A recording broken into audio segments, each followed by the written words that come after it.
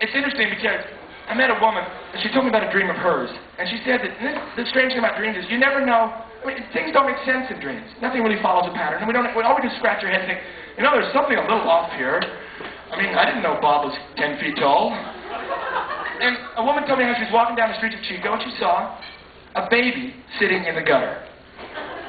Okay, so they walk along, her and her friend, and they look at the baby and they shake their head.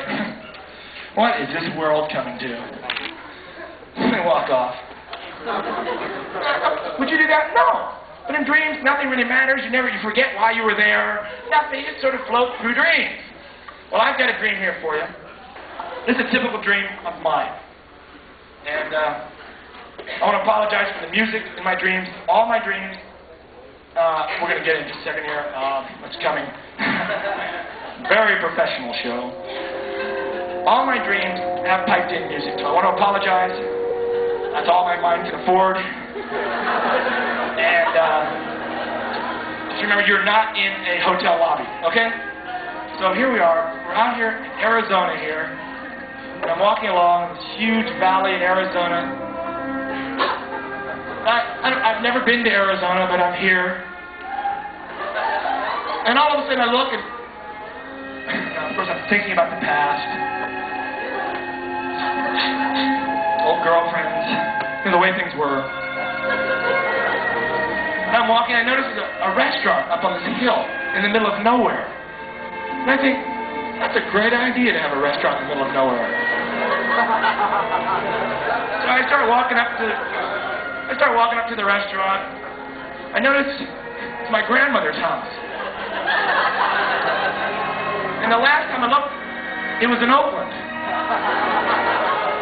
And rather than think, what the hell is my grandmother's house doing here in the middle of nowhere, I think to myself, that's great, my grandmother opened up a restaurant. I'm walking on. They come on in, please, take a seat here. So I get seated and I sit down. I notice across the way that I notice Mick Jagger sitting there. And then I see Jimmy Carter sitting at the table next to him. And rather than think, what the hell are they doing here? What's what we do right now, right? I think to myself, must be a good restaurant. Well, that's when I'm sitting. What am I still walking? So I'm sitting in this place, and all of a sudden, the waitress comes up to me, and it's my grandmother, dressed up in a gorilla suit. So I think, what the hell is my grandmother doing dressed up in a gorilla suit? I think to myself, I didn't know she owned a gorilla suit. Right? So she asked me, what would you like? And I said, well, I'd like a glass of milk. She says, okay. So she goes off. I look over, and Jagger and Carter are getting it on. And I think to myself, that's great those two are getting together. I hope Rosalind doesn't find out. So that's happening over there, and also my grandmother comes back, and she brings me a glass of milk the size of a garbage can. Now, by now, I should be pretty suspicious that there's something wrong with my life right now. But no, I just think, I wonder where she got a garbage can. So she sits it down, and then all of a sudden I think there's something definitely wrong here. I look at this picture in my grandmother's house, ordinarily, of my little sister, Maria, and it's when she's 4 years old. And I notice there's a mustache drawn in on that picture. Now, for the first time, I'm starting to think there's something a little haywire here. I said, wait a minute, I know my sister didn't have a mustache when she was 4 years old. Or did she? Oh, whatever. And so all of a sudden this woman comes up to me. She walks up to me, hi. Aren't you Bobby Bostic? Yeah, I am. Hi, my name is Susan. Susan? Would you like some milk? No. I just want you to know I've been searching for you my whole life. Yeah? And I love you. I love you. Susan. And she says, she takes off. And she runs out of the restaurant. She says, come. And she's like, she just takes off. Wait a minute, Susan! So I take off. And all of a sudden I notice outside the restaurant, it's no longer Arizona, it's Colorado. This huge meadow and the Rocky Mountains.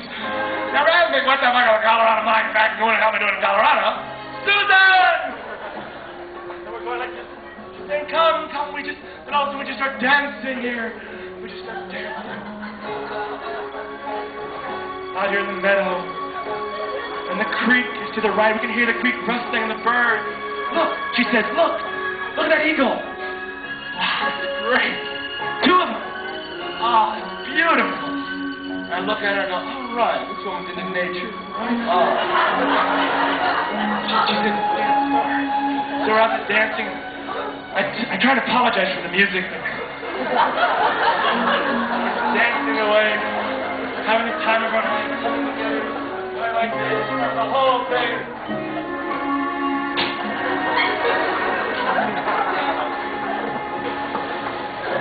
You know, Susan, I'll tell you something. I don't want to sound corny, but I've been waiting for you for a long time. Tell me something about yourself. Well, I just love people. Love people. Where have you been? I love people and I love nature and I love creeks and I love swimming naked, diving off the rocks. Just adventure, doing a 1.5 or a 2, whatever I can do. Really. Well, Susan, I'll tell you. You know, it's just so wonderful, so refreshing to be with a human being that is so alive and just enjoys life. Oh, of course, that's what we're here for. Oh.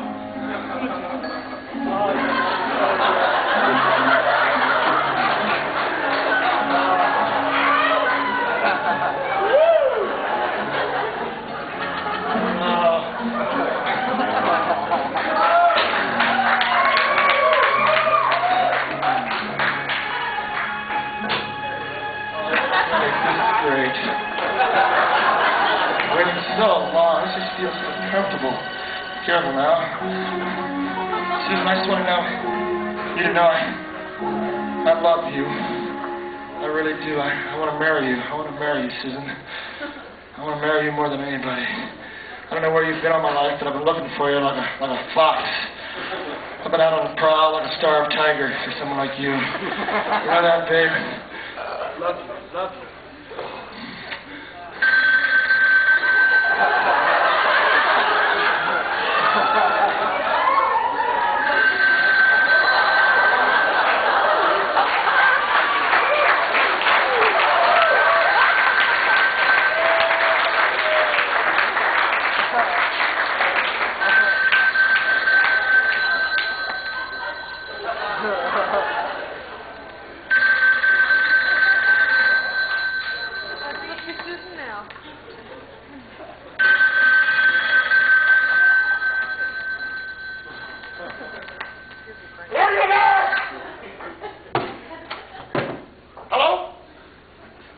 I'm sorry for waking you. Did I wake you up? I know it's 7:30. Yes, you did wake me up. Listen, I'm sorry. Could you do me a favor, man? Hey, beautiful day, isn't it? Listen, could you do me a favor and see if your roommate here, Dave? Just a second, man. I keep one eye closed because I'm going back. I'm going, Susan, I'm being back. No, Susan, I don't know where you are. I'm getting come back. Oh, Dave's not here. Oh, God. Dave's not here. Oh, wow, man, it's a total bummer. Well, okay, thanks a lot, man. Okay, goodbye. Susan, wait a minute. Can you do me a favor? Can you do me a favor?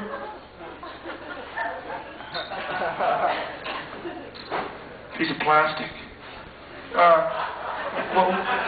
What can I do for you? Listen, man, could you leave a message?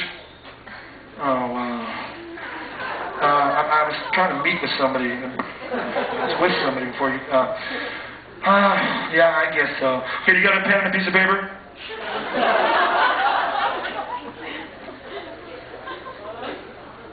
Yeah. Go right ahead. Well, here's the deal, man. I was supposed to meet him at about 10 o'clock this morning, but I can't make it until it's going to Mondelez around 12 o'clock. Okay, so anyway, I lived down on 42nd and Harrison, okay? You know where that is? Sure. Okay, I'm going to get down 42nd and Harrison, drive down. It's a one-way street, so you're going to come down the other street, you're going to get on 19th. You're going to go down 19th, turn left on 22nd, and then go around. You're going to come around. There's a stoplight. There's 2 stoplights, okay? You write that down? Oh, yeah. Everything. Okay, there's two stoplights. Okay, there's a Quality Liquors there. You know, Quality Liquors. You'll see the big sign. There's this flashing sign with a naked woman up front. Anyway, go down and just write that down. There's a naked woman. Then remember that. Go down there. And it's supposed to be.